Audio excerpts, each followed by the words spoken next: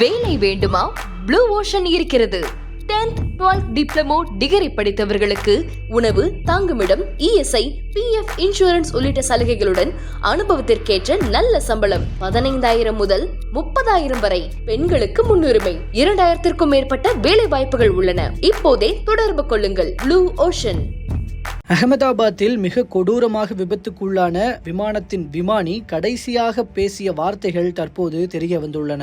கடந்த 12ஆம் தேதி அகமதாபாத்தில் இருந்து லண்டனுக்கு புறப்பட்ட விமானம் விபத்துக்குள்ளானது. நாட்டையே உலுக்கிய இந்த விபத்துக்கான காரணம் குறித்த விசாரணைகள் தற்போது நடந்து வருகின்றன. இதற்கிடையே விமானிகள் அறையில் விமானிகள் கடைசியாக பேசிய வார்த்தைகள் தற்போது வெளிவந்துள்ளன. அதாவது த்ரஸ்ட் நாட் அச்சீவ்ட், ஃபாலிங், மேடே மேடே என்று விமானிகள் கூறியுள்ளனர். அதாவது உந்து சக்தி கிடைக்கவில்லை, விழப்போகிறது, மேடே மேடே என்று விமானி அதிர்ச்சி கலந்த குரலில் கூறியுள்ளார். அவரது இந்த வார்த்தைகள் விமான போக்குவரத்து கட்டுப்பாட்டு அறையை எட்டியுள்ளன. ஆனால் அடுத்த சில வினாடிகளில் அனைத்து தகவல் தொடர்புகளும் துண்டிக்கப்பட்டன. இதுகுறித்து விசாரணையுடன் தொடர்புடைய வட்டாரங்களில் இருந்து வெளியான தகவல்கள் என்னவென்றால், பொதுவாக பெரிய விமானங்கள் மேலே பறப்பதற்கான உந்து சக்தியை பெற ஓடுபாதையில் 2.5 கிலோமீட்டர் முதல் 3 கிலோமீட்டர் தூரம் ஓடினால் போதும். ஆனால் விபத்துக்குள்ளான விமானம் மொத்தமுள்ள 3.5 கிலோமீட்டர் தூர ஓடுபாதையையும் ஓடிவிட்டது. கண்காணிப்பு கேமரா காட்சிகளிலும்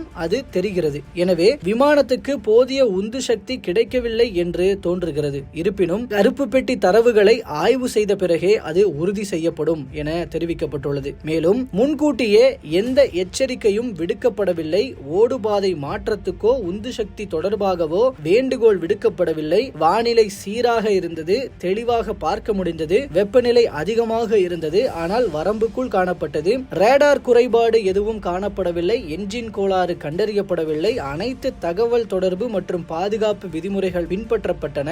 உந்து சக்தி கிடைக்காததற்கான காரணங்களை விமான தரவுகள், விமானிகள் அறை குரல் பதிவுகள் ஆகியவற்றிலிருந்து அதிகாரிகள் ஆய்வு செய்து வருகிறார்கள் என அந்த தரப்பு வட்டார தகவல்கள் தெரிவிக்கின்றன. இந்நிலையில் முழுமையான விசாரணைகள் முடியும் தருவாயில் விமான விபத்திற்கான குறிப்பிட்ட காரணம் தெரியவரும் என எதிர்பார்க்கப்படுகிறது.